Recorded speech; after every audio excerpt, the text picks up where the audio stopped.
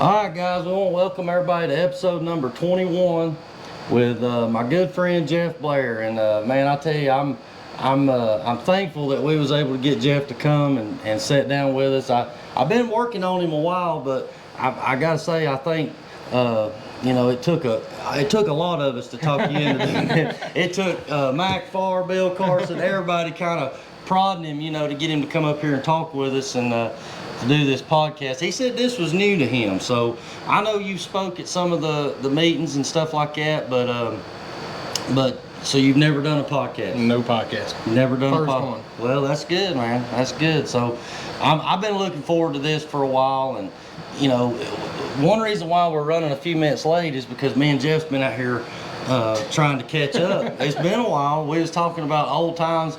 I was like, hey, you see this filter box I'm using over here? I bought that from you like 13 years ago.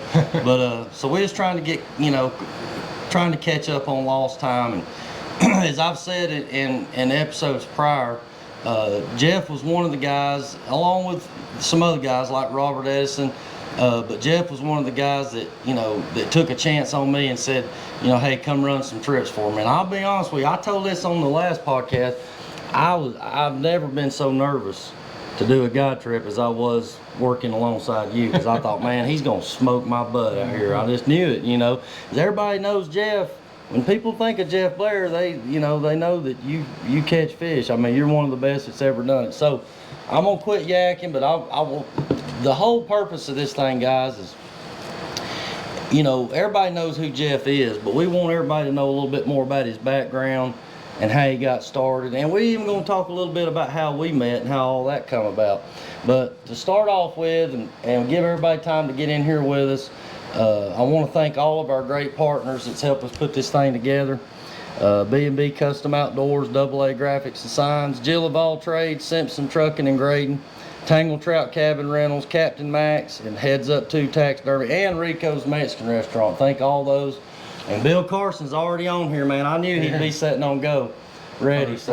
First one, man. He's the first one. So, hey, if you don't care, Katie, go turn that air conditioner off. I forgot all about cutting our air conditioner off. And Robert Edison, he's right in here behind him. So we appreciate. Oh, 57. Yeah, what's up, 57? What's the story behind that?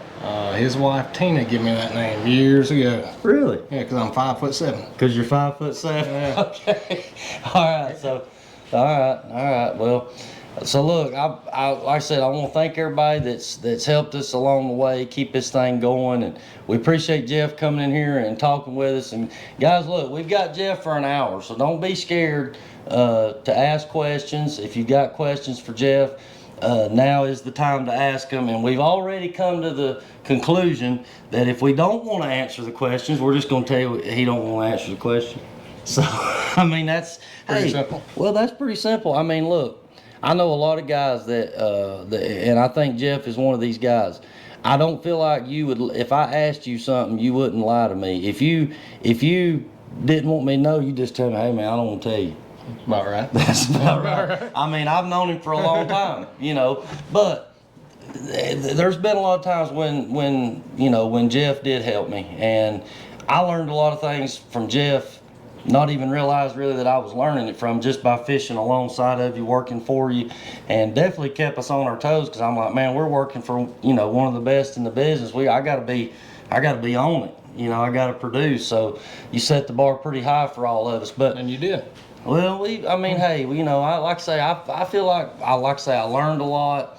And we was talking about before the show, you know, we kind of got spoiled on Lanier back in, we was talking about 2008, from 2008 to 2012. Mm-hmm. Man, that was a good time on Lake Lanier, wasn't it? Time. Yeah. A lot of big fish. A lot of big fish during that time. So look, before we go any further, I want you to tell everybody how you got started in striper fishing and how it all come about.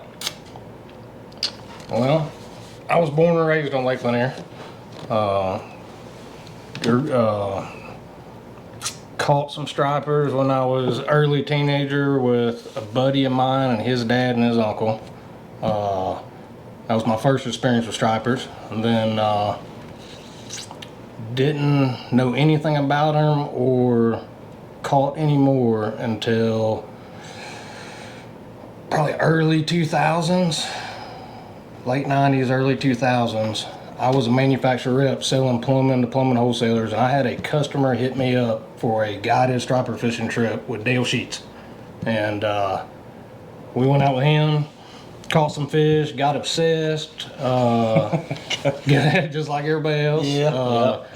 Dale and I become really good friends, started hunting together, and he's the one that got me into it. I remember he hit me up one day after, started getting in the center consoles, then he got me into the NSBA, starting fishing some tournaments, and then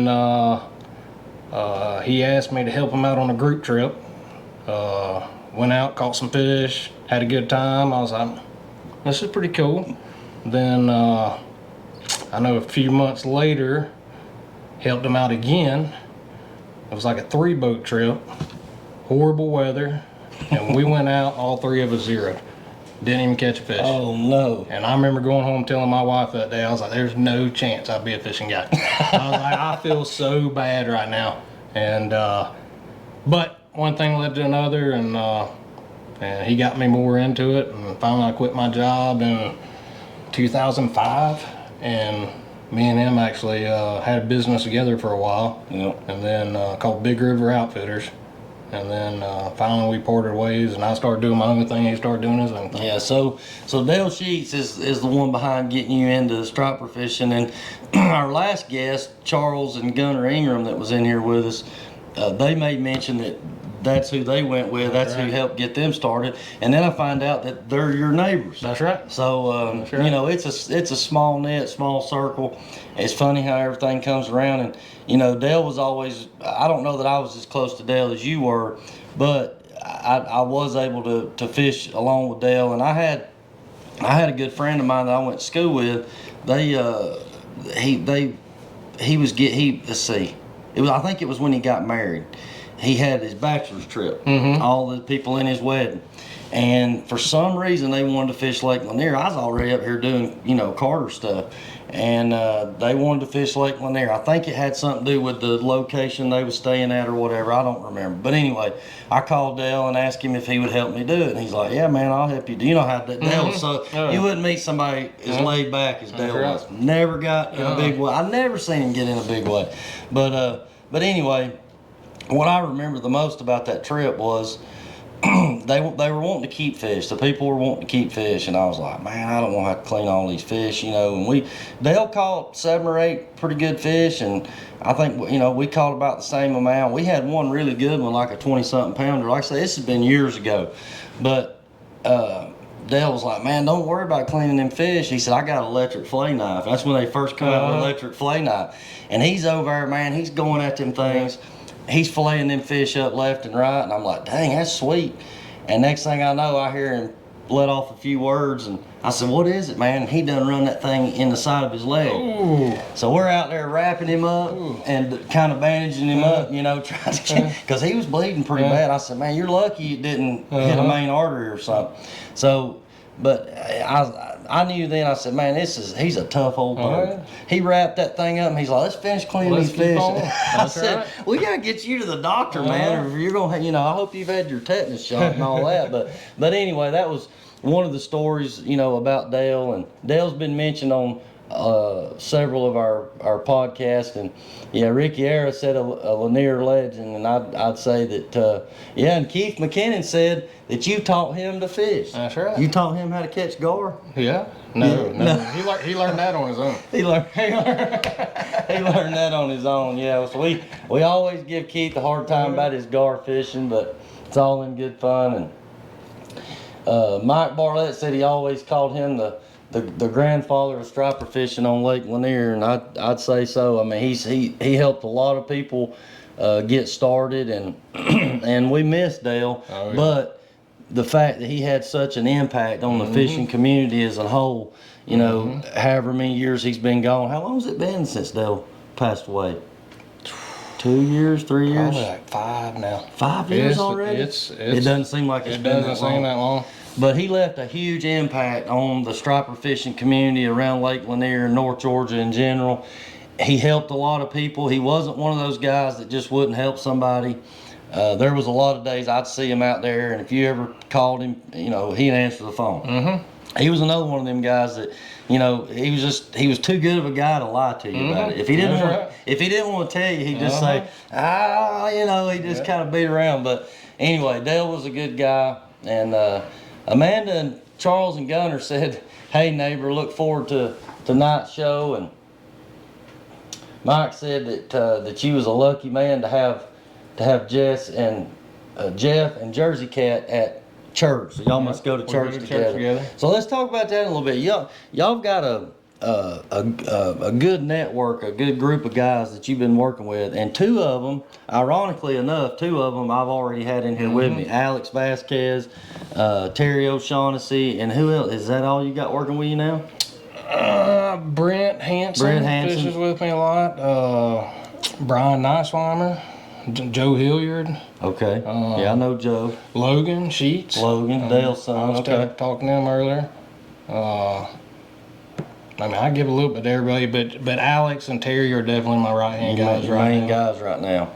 Yeah, so it used to be Dylan. Mm-hmm. Dylan was one of your guys, and he owned Oakwood Bait and Tackle, and I from what I understand, he's moved. He's been fishing Lake Oconee or in Sinclair. Yeah, he moved down to Milledgeville. He moved to Milledgeville. Mm-hmm. Okay, all right. So trying to get caught up with everybody. Hopefully Dylan's watching, man. We still think about you, even though you don't own the. Oh, he'll be on there. He said he's gonna be tuning in. All right, good.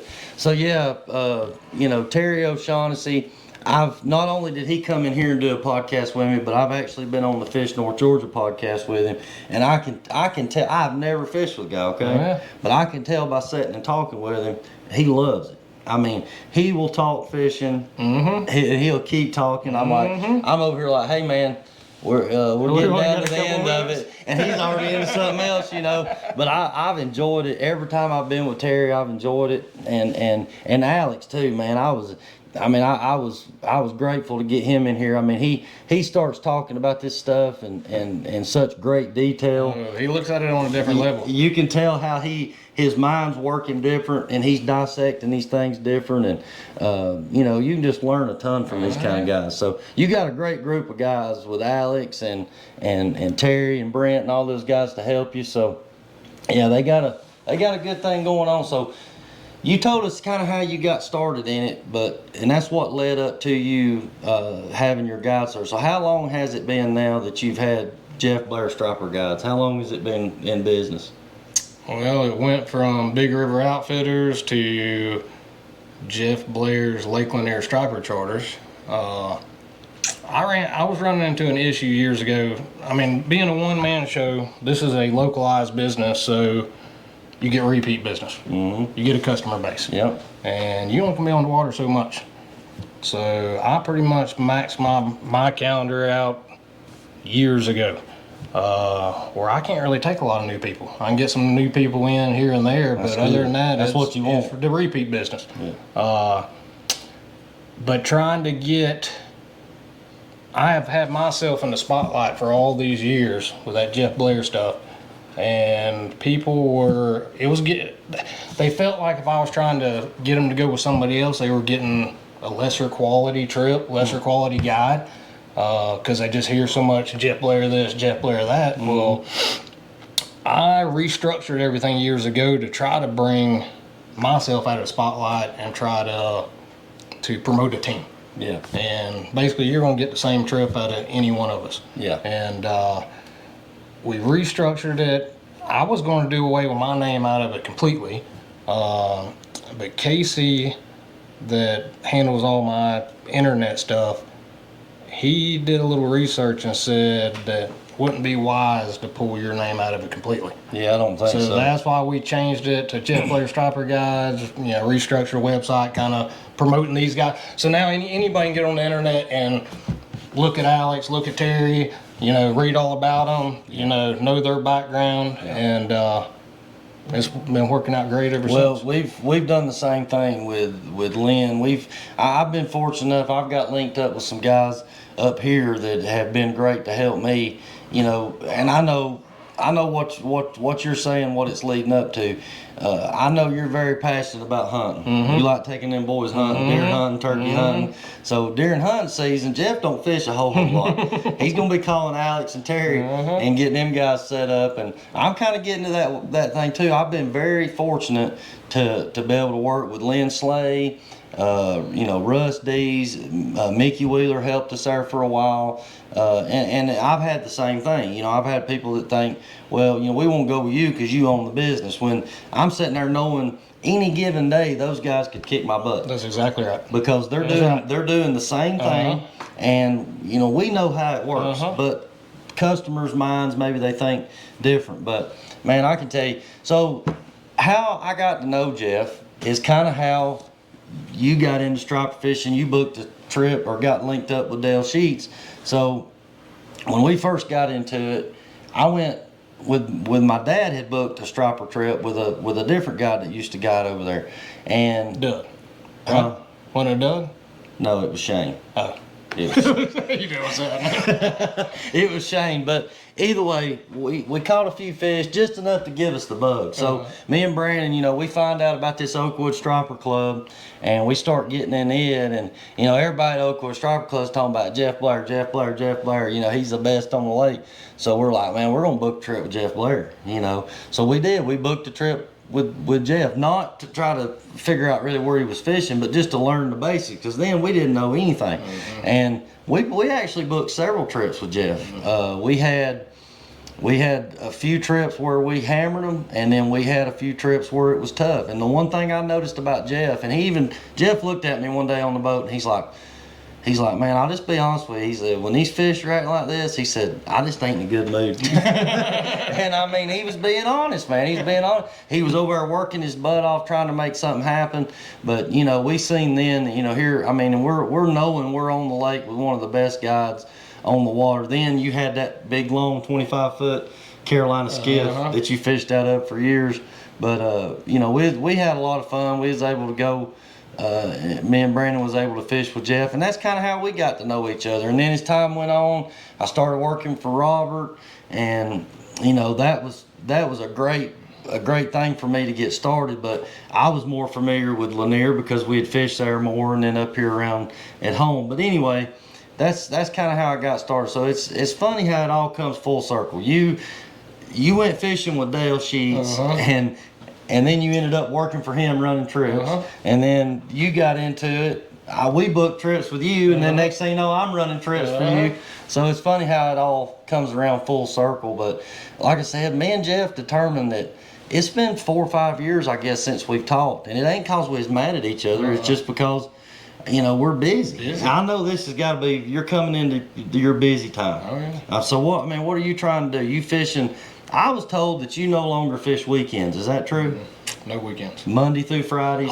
Okay, well, during coming out of winter into the spring, I'll do a few weekends. But once it starts warming up, Monday through Friday. Monday through Friday. I don't blame you, man. I mean, Lanier's got to be one of them lakes where it's tough to fish over on the weekend. Very tough. So, maybe let Terry and... Well, and you got to spend time with your family. You got to, and that's... I did enough 7 days a week. Yeah. And I'm gonna be honest with you, I cannot believe that your kid is he ain't a kid no more. He's 19 years old. Grayson is 19 years old. And your other one's how old? 15. And he's 15. Oh my God. Yeah. So I can remember when the second one was born. Man, that makes me feel old. Yeah, you're getting old. You get this great stuff here, son. Yeah. Yeah. So look. All right, Boomer asked a good question that we had already had somebody ask prior to the show, but he said, what's the biggest change that you've seen in the way the lake fishes today compared to a few years back? Also, with the lake staying relatively full now, has that changed the patterns, or is seen based on old data he has? Full pool, don't see anything drastic changing about that. The biggest thing is size of our fish. We went through gill maggots in the winter of 17. So we've been in recovery mode since then, and Yeah. we're getting our size back like we talked about earlier. A lot of 12, 15 pounders out there right now. Fishing pressure is probably the biggest thing I've seen change. And you've watched it go down. It's every lake. It's every lake. Everything's, lakes ain't getting bigger and there's more people getting involved in it. And probably bait size. We talked about that earlier too. Our fish are dominantly feeding on smaller baits year round. You can get them to pull off that small stuff and eat a big shad here and there, but most of the year, just like you said, you came over there and helped Brandon on a trip in April? We was catching them on shiners. 50 foot behind a board in April. Absolutely insane. I'm like, man, this ain't right. And that's what Dale taught me in April. That goes against anything That's we ever right. knew. If you ain't got a tank of shad, you ain't fishing right. Yeah. I mean, that's seriously, that's how it is. Now I'm chunking shad in the woods. Well, and it's still that way. It's some lakes, certain times of the year, especially these tournaments we've been fishing. I mean, you go to these lakes that have a lot of different size fish, like Murray and Hartwell, Lanier, whatever. Even where we just went, Lake Cherokee, and I'm gonna give a little recap on that in a minute too. But you got a lot of small fish. The only way to rule them out, to weed those small fish out, is to pull them bigger baits. But as we know, if it's happening, and it's good, and there's nothing else like it when they're blowing big shad out of the water and ripping them. But if it ain't happening, it just ain't happening. Ain't happening. And I seen, when I helped Brandon on that deal, I was like, we had one or two fish come up, roll on big bait, kind of lazy like. But just, I'll say this, Boomer, and I think Jeff will agree with this. So there was a time period, I want to say between 2007 and 2012. That window right there at Lanier was absolutely incredible. I want to say the lake record was caught during that time frame, somewhere in that time frame. But man, there was so many big fish. But you know what it was caught on, right? Yeah, Not a big shad. It wasn't caught on a big shad. It was caught. They were bass fishing. I know. It was a pumpkin seed lizard. Yeah, it was a fluke deal. But still, the lake was producing. Any day you went over there, though, you had a chance at a 25, 30, maybe even a 40. Easy. So we'll talk about this a little bit. When when we created the event, done the advertising on there, I said, I want to use that old picture of Jeff with that 40 pounder he caught out of Flat Creek, at the mouth of Flat Creek, if I remember right. It was in front of Bayless Creek. You was in Bayless Creek. Right in front of the boat ramp. But that fish, if I remember right, that fish was caught on a herring. Herring. Hey, that was caught on a herring dragging baits with my big motor. I've already fried my trolling motor batteries. Really? I was bumping boards around with a big motor. That's a good story. That's a good story. Well, it's funny that I can still remember that. That's crazy. At least I know my memory's still good. But yeah, when I seen that picture, I said, we got to use that picture because, we talked a lot about that back in the day. And the picture of me on the advertising was actually this fish that come out of Lake Lanier. It's 35 pounds, come out of Sardis Creek. But there was just a time period there. I will say this, Boomer, the lake was low during that time frame. We went through a drought, 07, 08. The water there was boat ramps that you couldn't even use. They was going in there and adding 2 boat ramps. And so it was, we could say that the water quality was better because we didn't have all the runoff from the rain and stuff like that maybe. But all in all, I think the gill maggots, as we've talked about time and time again, we know that stresses them fish out. We know it's not good for them. They learn to live with it, some of them do. Tennessee, they have them in Tennessee. And those fish still get big up there too. But I think the gill maggots, along with fishing pressure. When COVID come along, Jeff, I'm sure y'all seen it. It got crazy. Yeah, your weekdays turned into weekends. And it just, there's so many boats out there. You know as well as I do, and that's probably has a lot to do with why you fish during the week, not on the weekends, because you catch them all week, and then you get up there Saturday, and there's 500 boats ripping around, and they won't pop. You can't do the same thing. Yeah, as you can during the week. Yeah. So look, I know. I'm gonna say this. I know Jeff ain't. Somebody said, I think Mark Crawford said he was looking forward to all the secrets, but I did want to ask. I did want to ask Jeff this question because I know you're one of the best at locating and finding stripers, and when we know you're a hummingbird guy, you got the hummingbird on your boat. But what's your Oh, Terry's on here now. Clay wants to know when you're buying a bass boat. Yeah, he's still trying to sell me his Falcon. Are you considering that? No. I didn't So my youngest son Hudson is fishing the high school stuff. Okay, all right, and just like Carter. Just like Carter. Okay. And Clay for the past couple of years have been trying to get me more involved in it, and I'm staying away from it. You're staying. Well, good buddy of mine I hunt with, Steve England. He's been captaining them. Yeah. He's an old school bass fisherman, been out there forever.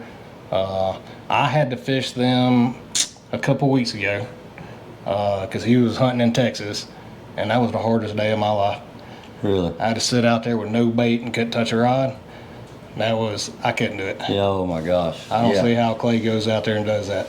Well, I mean, like I said, it's when I was growing up, man, they didn't have any of that high school stuff, so it's great. I mean, I think it's great that your son and Carter, there's a lot of other good kids that's got involved in that. But to get back to what I was saying is there anything that you're willing to share with us that helps you in locating and finding stripers on Lake Lanier? Because I know one of the biggest things, the problems you have, is people following you around. Mm-hmm. And I seen that when I worked with you up there.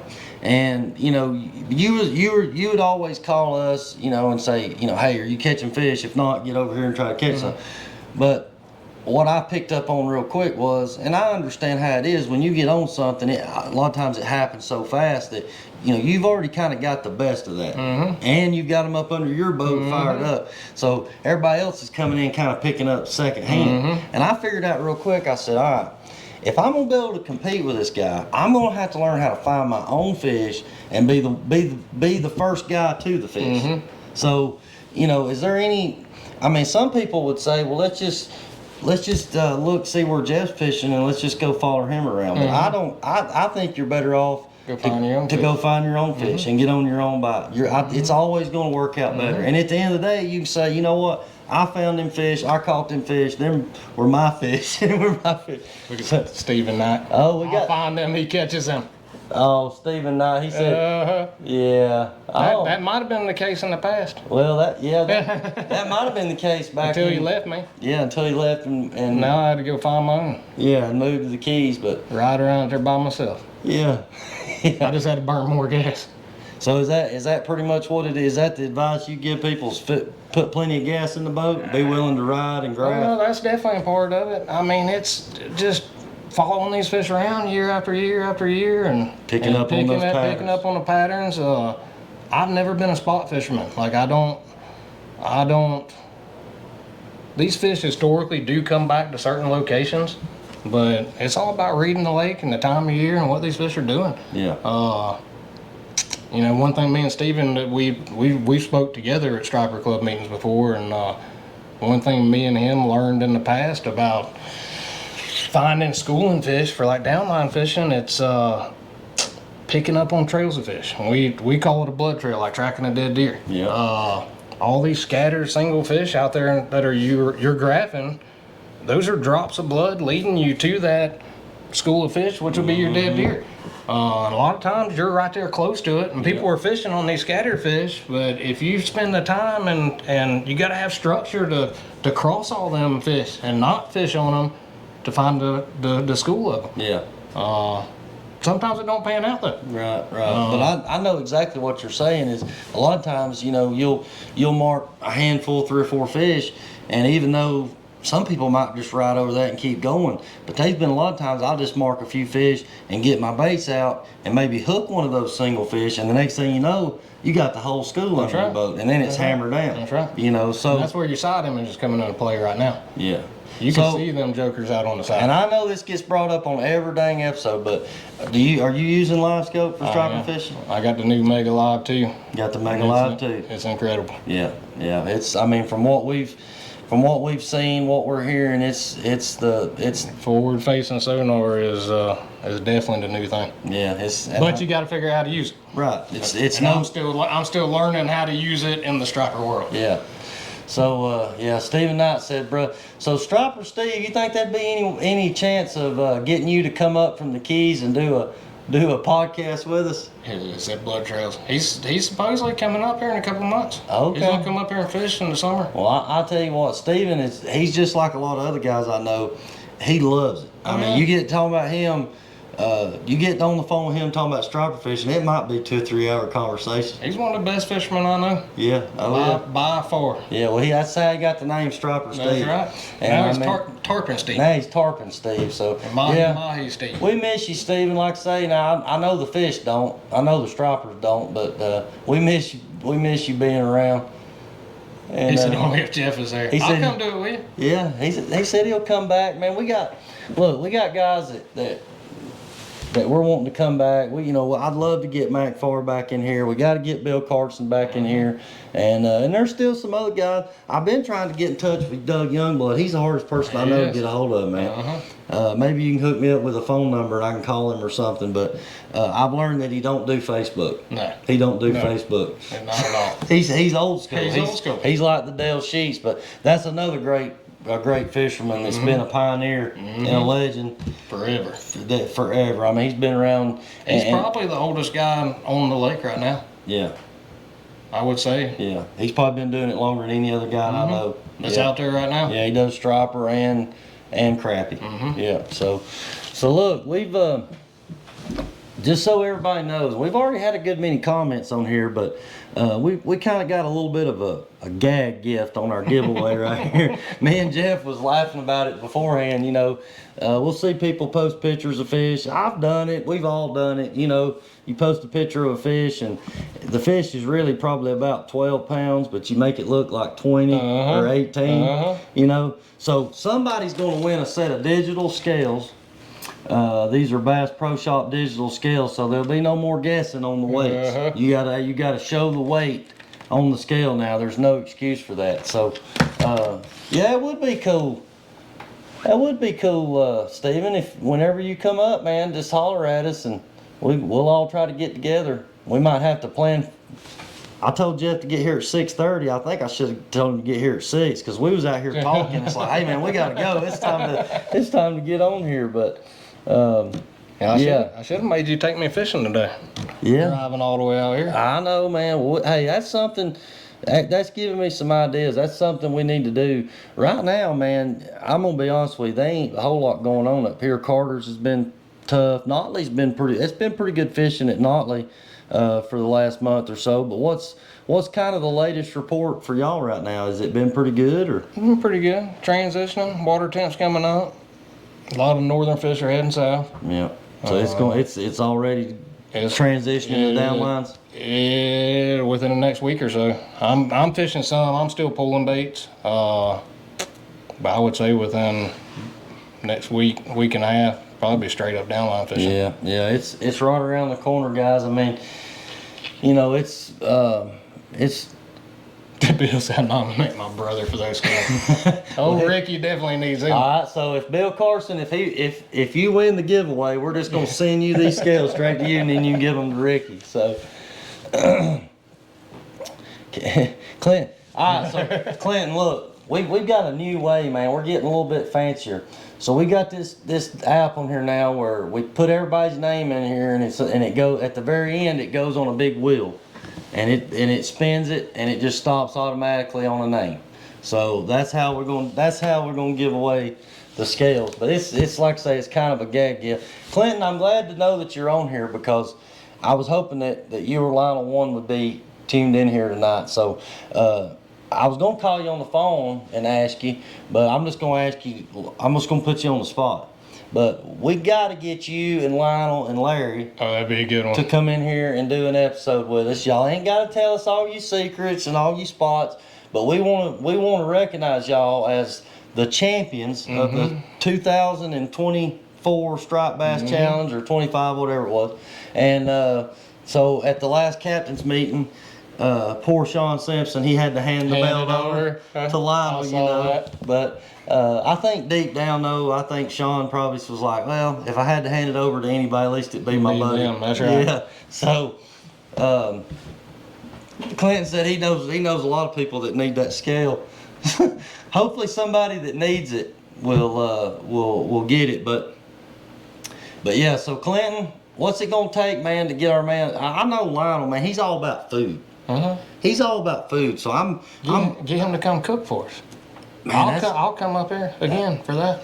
Man, that'd be a good. We get Steven to come. You, Steven, Lionel, Clinton, Larry. We'll do a 2-segment podcast if we have to. Fajitas, yeah. So we got Rico's Mexican Restaurant, our new sponsor. Ooh. So we got to get Lionel up here to do some cooking for us, man. I mean, them guys, they out there on the boat. I'm worried about trying to catch a fish, and they're out there grilling steaks, you know. But we'd love to have them guys on here and recognize them and the accomplishments that they've made and done this year with the Striped Bass Challenge. It's been fun for us to try chasing them. Trying to beat them. I mean, I'd love to beat them. I want to beat them, but Ben said he'd come for cooking. Yeah, man. If we got Lionel up here cooking, man, we'd have. So look, Lionel, I'm gonna tell this, and we'll move on. We'll start talking about fishing again. Quit joking around. But the reason I said about food, we might have to bribe Lionel with some food. Was I'm watching him at the captain's meeting, and he's over there eating, man, and he's got his plate picked up. And I mean, he's just as fast as he can go. You know, hey, he's fast with everything he does, fishing and everything. I was like, man, he eats just like he fishes, wide open. You know, he was just packing it full. And Clinton said if the chef's cooking, he'll be there. So I'm holding you to it. I'm holding you to it. Johnny knows what I'm talking about. Lionel was going at that food at that captain's meeting, man. And they was out there, they was sending us pictures of dang breakfast burritos and all this crazy stuff. And I'm like, man, my stomach's growling. And they still win the tournament. Well, they didn't win Cherokee, but they was up there. They was there. So talk about Cherokee a little bit, just to touch on that. I know it doesn't really apply to Jeff, but just to give everybody a heads up on what we did up there at Cherokee, it was, for us, it was a lot better than what it was 2 years ago when we went. We was definitely on a lot more fish, but it was like 8, 9, 10, 12 pound fish one after the other. And we just, I think tournament day on Saturday we had a 12 something and a 13 something maybe, if my scales lined up with hers. I don't remember, but we just couldn't. Every time we'd catch a fish, it'd be 3 ounces smaller than what we already had. Couldn't upgrade. Oh, it was, and I was like, man, every time I reached in the tank, I'm pulling out the biggest bait I can. We're still catching 12 pounders, but we caught a lot of fish in the 3 days it was up there. Cherokee's a beautiful lake. I'm kind of sad to hear that they're going to be turning the oxygen lines off up there. I don't think the Striped Bass Challenge is going to go back there just because they don't want to beat up on the fish that are left. Why are they turning the oxygen lines off? I'm not really sure about that, Jeff. Maybe somebody else could answer that question, but I just read that. I first read that they was going to quit stocking it, and then Shane Foster told me that was not the case, that they were just going to quit running the oxygen lines. I don't know if they're having problems with them, if they got to get in there and fix it, or what's going on, but everybody's saying, well, all it is now is speculation. Everybody's saying, well, it's probably going to turn into a hybrid lake, which it already is a good hybrid lake, but, there's a good... From what I've seen, there's a good numbers of 10, 12, 13 pound fish in there with the occasional 15 to 18. Somebody might get lucky. I think kind of like us. Yeah, kind of like Lanier. Shane Tinsley, they caught a 19 something, but it ended up being dead, and they took the dead fish penalty, or they would have been right up there for the 30 grand. So anyway, there was a lot of money on the line.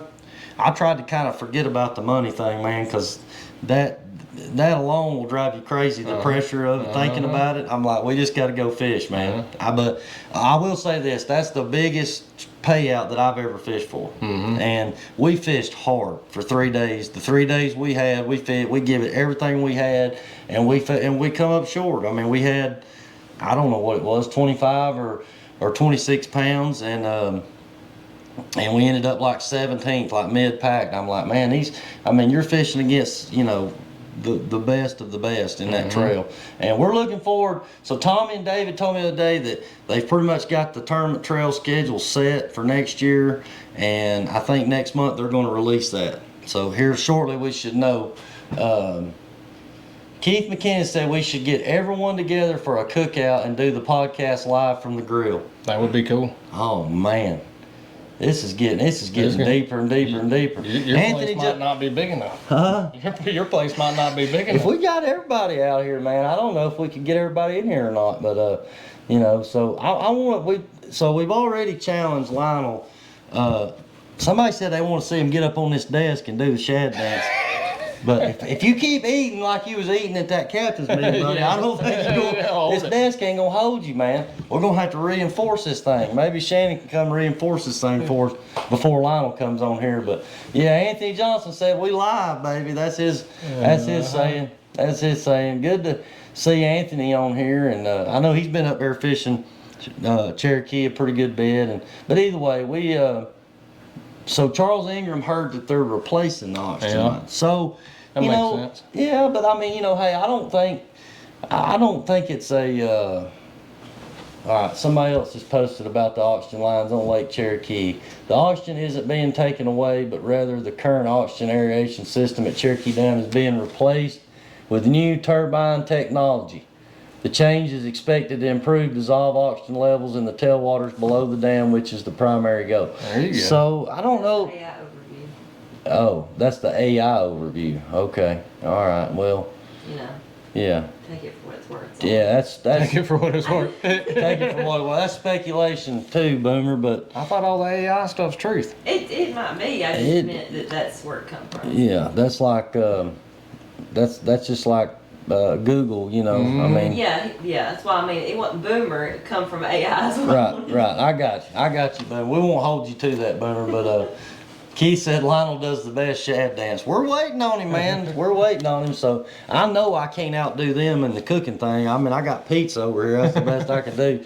But either way, there's some changes going on at Cherokee. I don't think it's a death sentence for the lake.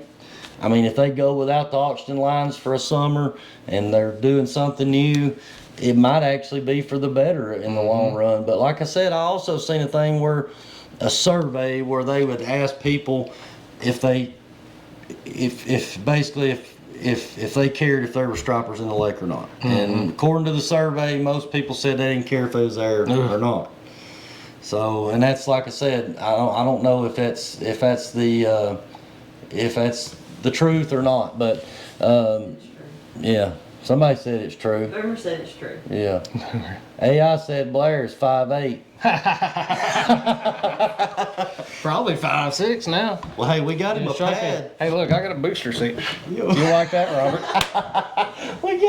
We had to get him a pad up here. I said, man, we're gonna get up on the same level. So He tried to give me telephone books so I can see where my console. did he really? Yeah. Dang, man, Robert's been tough on you over the That years. was a long time ago. That's where Tina gave me the Heinz 57 there. Heinz 57 because he's 5'7". Yeah, Keith does. Rodney said Keith does the guard dance. I ain't seen him do no guard dance. He's been up here with me twice.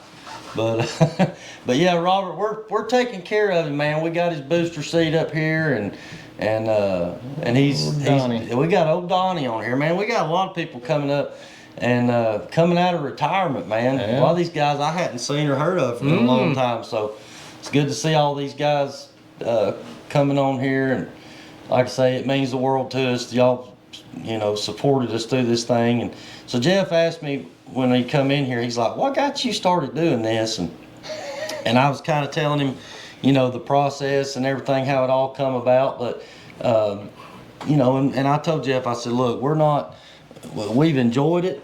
We're not making money doing it, but we have." Through our partners and things like that, we've been able to get up enough money to keep it going and to get great guests in here, speakers like you, and to be able to help us fish these tournaments, which is something that we want to be able to do and it not affect us personally, financially, so it's been great. Like I say, we've had this big list, and it's gotten longer and longer as the years went on.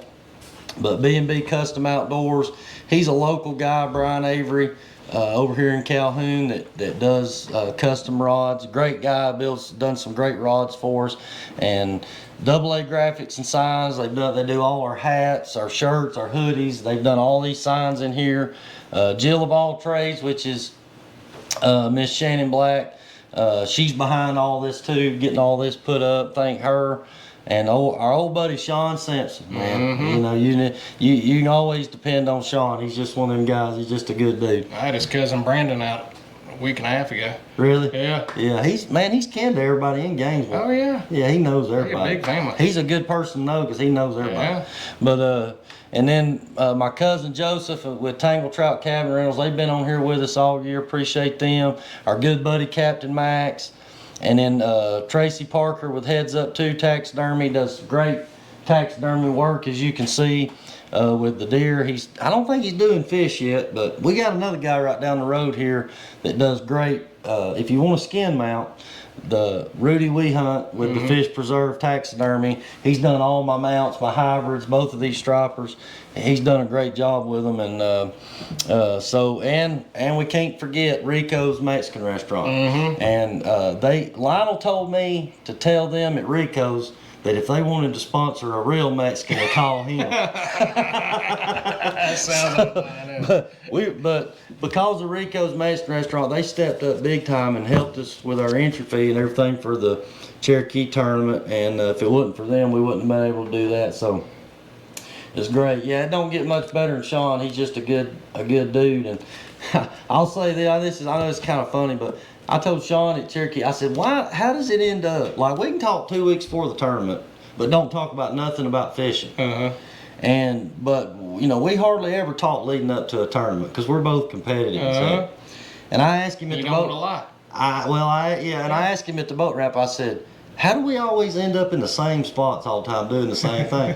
He said, because we're looking for the same thing. Yeah, you know. that's right. And it's been that way for me and him and Lionel. A lot of times it's not that we've seen each other fishing over there. It's just that we've pre-fished it at different times. And then on tournament day, we all come back in there together and it's like, oh my God. Trying to catch the same fish. Yeah, but it was pretty fun at Cherokee though. We fished close to Sean and he was over there catching fish. We was catching fish. So, you know, as long as we ain't trying to cut each other off, screw each other up. I told him afterwards, it was funny because my phone was up in the top and it was chaos, man, for the first hour, 2 hours. And I get my phone, I got like 3 missed calls from Sean. I'm like, oh man, he's gonna be mad at me. I call him back and I said, dude, I'm sorry. I said, my phone's been up here in the top. And he's like, yeah, I know, it's 30 grand. I said, no, man, I promise that's not the reason why. I just didn't have time to answer my phone. But oh my God, Clinton. Lionel said he would flip a coin for 100. If you win, he will come cook on the show. All right, we'll flip a coin for $100. You got to call it though. Lionel's got to call it heads or tails, and we'll flip it. So I want to say this about Lionel, and then we're gonna get back to hey, there's your son on here. Grayson's on here, but.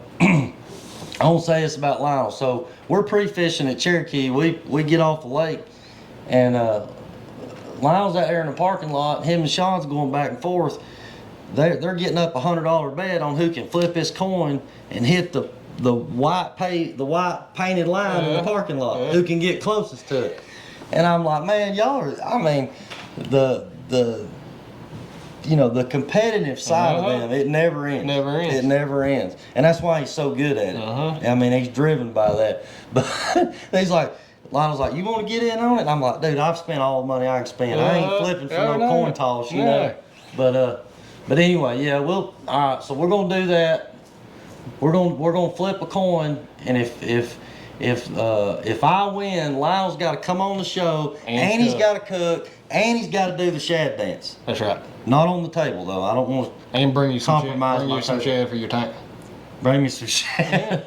Well, I got some right now, but I just need to find some fish that'll eat them. So look, guys, man, this thing has flew by. We're already almost 50 minutes into this thing.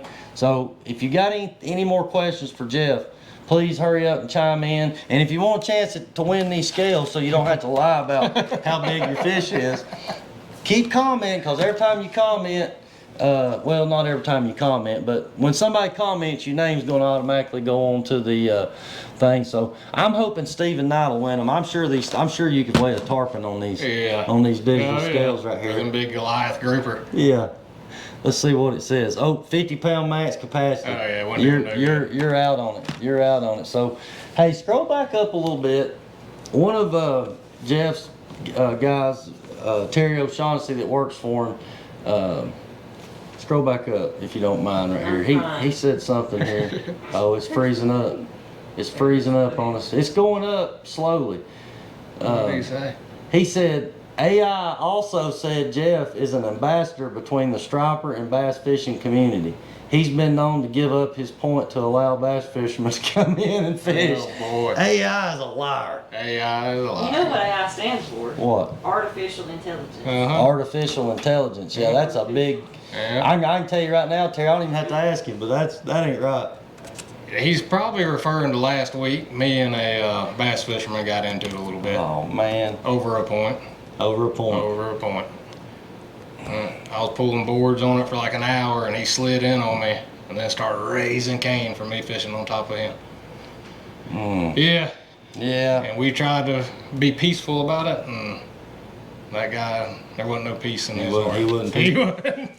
Well, I mean, you know, look, I feel like it's He knows what I'm talking about.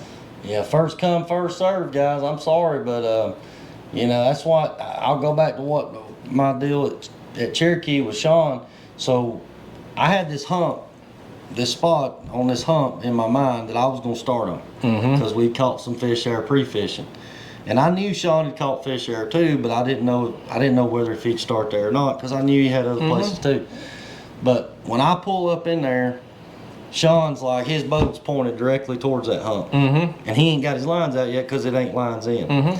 But I know what he's fixing to do. And I'm like, yeah. And I'm like, I am not going to go in here and put my spread out and us meet head on to this hump because it's going to screw both of us. Neither one of us is going to catch any fish. So I was like, crap, I got to come up with a different game plan. So there was another hump just on down from where he was. And I said, well, I'll drop back and get down here and pull this hump. And it ended up working out great for us because There's fish on both humps. they was fish on both humps. Now, could he have caught bigger fish on that hump? Maybe. I'm not sure. I know he did catch a little bit bigger fish, but most all of them was the same size that we was catching right there. So, you know, I mean, people are. Yeah, see, Mike Ebenhart, he was probably about 500 yards away that day and heard it all. Yeah, you keep a Ben Parker spoon tied up just for Nah, casting purposes. I stay away from it. I don't want any drama. Yeah, I've been in the drama out there before, and it ain't no I mean good. it ain't Man. no good. I don't want no enemies, and Yeah, I mean that guy. I tried to de-escalate it like tremendously, but he didn't want no part of it. yeah. So I've had a few incidents. They got Hudson on there. Where's the fish at? Yeah, Hudson, in the water. In the water. You know your dad ain't gonna answer that, buddy. But you know, I've had a couple incidents. I've had a few run-ins with people. The biggest one I had was we was fishing one morning and it was really foggy. I'm talking about like it wasn't 10 foot of visibility. And I told my people, I said, look, we can't go cut across this lake because if we come up on somebody that's sitting there fishing, I can't react quick enough. It's game over. I said, so we're gonna idle and maybe a little above idle and just ease over to this creek to where we're gonna fish. It's gonna take us a minute, but it's the safe thing to do. So we do it. It probably takes us 20-30 minutes to get over there, and we get in there and get set up fishing, and all of a sudden I hear a boat. And it was a bass boat, and I heard it. I mean, he was wide open, trimmed up, and he come up in there on us. I had 2 young kids on the boat and their dad. And he come up in, I mean, luckily he seen us last minute and he warped it. But everybody knows what happened at Alabama a few weeks ago in the fog. Somebody got run over. And me and that guy had some words. Because I told him, I said, look, man, there's no reason why you should be running 70 mile an hour in the fog. In that fog like that. No reason. I've got 2 kids on my boat and their dad. And you're putting their life at stake, your life at stake. There's no fish in this lake worth that. Use your brains. You got to. I mean, but sometimes when it comes to fishing and tournaments and stuff, people completely lose. Yeah. But you know, accidents happen, and man, you've got to. Safety's got to be first, and you got to keep other people in mind. Safety first, respect. Yeah. There's a lot of people out there. I mean, of all different types of fishermen. I mean, you got to read people, like you said. You got to read what Sean was doing. Yeah. So if I see a bass fisherman on a point, my thing is I'm not going to go up in there and try to compete with him on it. Because I know in the back of my head he probably ain't gonna be there long. Especially if he don't catch something pretty quick, he's gonna be gone. So I'll go fish somewhere else, and then if I see him leave, then I'll go over and fish that point. It's that simple. It's that simple. But people don't. Why does people not think like that? But you have to. I guess you could say outsmart the competition, because there's always been competition. I mean, you're gonna have other people striper fishing, other people bass fishing. It's just the way it is, and that's one. I got one other question for Jeff, and we're gonna wrap this thing up. But somebody said, "Oh dang, we got Wes Carlton on here, man." I'm telling you, man, everybody's coming out of the woodwork. So appreciate Wes coming in, and Oh look, Steven's switching to hummingbird. I thought you already had a hummingbird, Steven. He's got Lawrence's. What? Oh yeah, Really? absolutely. Oh man, we got to get you on the bird, Steve. No. Come on now. The bird don't lie, brother. You know that. Look what Terry These were said. funny. Terry said he worked for Jeff, and Jeff wouldn't tell him where the fish were. It's gonna have to be a dude. It says I live with him. He still. That's funny. That's great. Well, but look, I'm gonna take up for Jeff. I'm sure you've had some experiences through the years where you've helped guys out, and you've told them the truth and tried to help them, and it's bit you in the butt. Now, am I wrong about that? A lot. So that, for me, you know, you learn who you can and cannot work with. There's people out there that are just out for themselves. There's people out there that will take your information and apply it somewhere else and make it work on their own. But there's two kinds. I mean, that's just. Well, to go back with like Terry and Alex, the reason both of them are working for me is because they are excellent fishermen. Yeah. Both of them did the same exact thing. As soon as they went with me, they both tried to fish like me and with me. And then I had to kind of back them off a little bit and be like, you normally don't do this time of year. Where do you fish normally? He's like, well, normally down here. I'm like, why don't you go do that? You ain't got to come fish my way next to me. There, you know. And both of them have done way better once they went back to doing what they do. Oh yeah, yeah. Alex and Terry both, man. They know what they're. Yeah, man. So we have this podcast is officially converted. Striper Steve. Steve, I got 2 12-inch Lawrence's for sale. He's got 2 12-inch Lawrence. So I got one more thing I want to ask Jeff before we do this giveaway and do this coin flip for Lionel. But you said something at the beginning that kind of stuck with me. You said that one of your trips with Dale, when you first started out, y'all went out on a free boat trip, didn't catch nothing. It was terrible. You went back home, told your wife, "This sucks. I don't want to be a fishing guy." How have you learned to adapt to that and deal with that? Because obviously you was able to overcome that. I'm still trying to overcome it. I ain't gonna lie. Well, that's a good. I mean, it's an honest answer. Them fish eat me alive. I take it home with me. You go to bed thinking about striper. I wake up next day just worried to death about it, and yeah, it don't get any easier. It don't. It actually, to be honest with you, it probably even gets worse. Because I know, like I feel like I should know. Yeah. I should know exactly why these things are doing what they're doing, and when they don't, I can't handle it. Yeah, it's and that's tough. where the attitude change comes into play. It's mentally, man. I can't. It messes with you, and I see it with Lynn. I mean, Lynn's one of the nicest guys that you'll know, but I can tell when he answers the phone when I call him if he's having a good day or not. Because if them fish ain't biting, he's usually not in the greatest mood. Well, I have gotten better about bow and rods. In the past, I was just gung-ho striper oriented, big striper oriented, right? Because of how good our fishery was. So we did have to change a little bit after the gill maggot situation, all that, of targeting smaller fish. And ultimately, most of these people want to go, obviously they want big stripers, but they want to catch fish. So I'm not I mean, if the stripers ain't doing it, I'll go catch bass. I'll go catch catfish. I'll Yeah. go catch gar with Keith. I mean, most people want to catch fish. I mean, Yeah. Well, I ask people, if I got people on guide trips, I just ask them, if I feel like there's an option of going and catching bass or hybrids or something different, is this something y'all want to do? Do y'all just want to go catch fish, or do y'all want to stay after these stripers? Because you talking about your repeat customers. I've had people that's went with me before, and it'd be terrible all day, and right at the end of the trip catch 3 or 4 big ones. That's right. So they know that chance is It's there. still there. Those people are like, I don't know if I want to go bass fishing. Yeah. Let's keep Yeah. fishing for And that's stripers. fine. If they Yeah, wanna do it, let's do it. everybody's different, but I guess that's part of being, a guide, being able to adapt and, being able to do. And that's, like I said, that was a hard thing for me too, Jeff, because I was gung-ho striper fishing. That's what I've come up doing. It's what I love. It's what I want to do. But at the end of the day, if rods are bent, kids are happy, people are happy, catching fish, that's what matters. That's right. You want them to have a good experience. So look, we've got down to the end of this thing. We're already an hour into it. We got to give these scales away. So we got, man, my old buddy Josh Wright's come on here. I'm Caught disappointed his in biggest spot. he caught.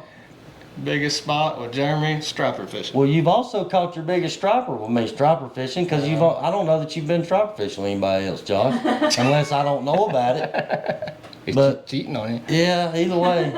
Yeah, we catch big spotted bass while you're striper fishing. I mean, everybody knows that. That's a kind of a given. It's gonna happen. We actually. Oh God. Steve is on fire. Jeff and I used to cancel trips and search the entire lake for them. Hey, you do what you gotta do, man. You want me to spin this? Yeah, go ahead and spin the wheel. Somebody's gonna win these scales, man. We're running out of time. Josh, what's your biggest says striper you caught with me, He buddy? says he ain't cheating. Oh, it ain't stopped. What's going on? Oh, Mark Mark. Crawford. Mark Crawford, man, you won the scale. You won the scale, man. And I mean, honestly, you was probably the last one I was thinking about really needing these scales. You're a pretty honest dude. But either way, buddy, we appreciate your support, and I'll get these scales sent to Everybody you. needs to keep him in their prayers too.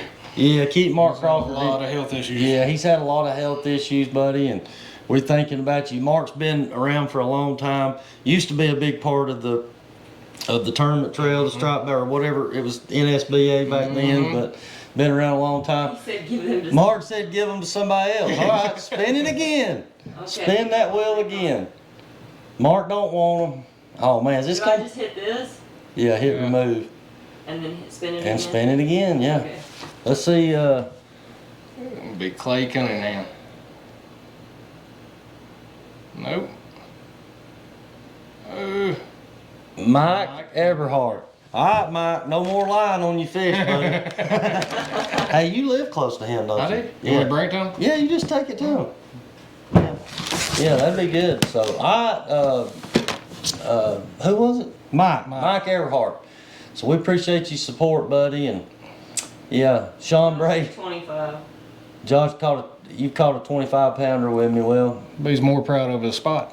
you more proud of the spot, man? Ah, come on now. Well, you would have probably caught a 30-something by now if you just go more.